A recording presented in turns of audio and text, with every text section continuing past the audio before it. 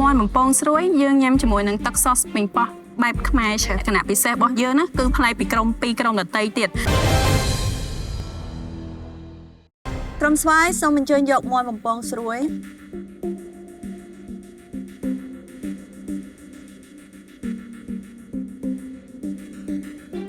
មន់បំពងស្រួយយើងញ៉ាំជាមួយនឹងទឹកស៊ុសប៉េងប៉ោះបែបខ្មែរច្រើនខណៈពិសេសរបស់យើងណាគឺប្លែកពីក្រុម2ក្រុមដទៃទៀតម្សៅខ្ញុំលាយជាមួយនឹងម្សៅបំពង 60% នៃម្សៅ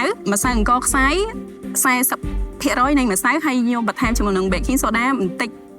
ព្រោះ baking soda បើប្រៀបធៀបទៅវាដូចជាយីមេនំប៉័ងចឹងឆាប់ហើយក៏មានបន្ថែមជាមួយនឹងម្រេចចូលទៅក្នុងម្សៅនឹងដែរហើយចំពោះការបំពងវិញខ្ញុំយកមាន់ហ្នឹងទៅជ្រលក់មួយពងមាន់ជ្រលក់មួយម្សៅហើយដំណាក់កាលបន្ទាប់ទៀតខ្ញុំជ្រលក់ជាមួយទឹកដែលទឹកហ្នឹងខ្ញុំលាយជាមួយម្សៅអង្ករខ្សាយហើយក៏ជ្រលក់មួយទឹកដាក់ម្សៅម្ដងទៀតបំពងឆាប់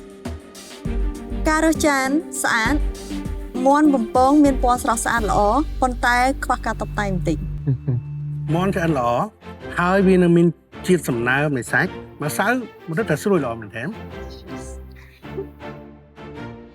កំណត់ខ្ញុំជាមួយសាប់តារាគឺផាកផាយគ្នាអរគុណ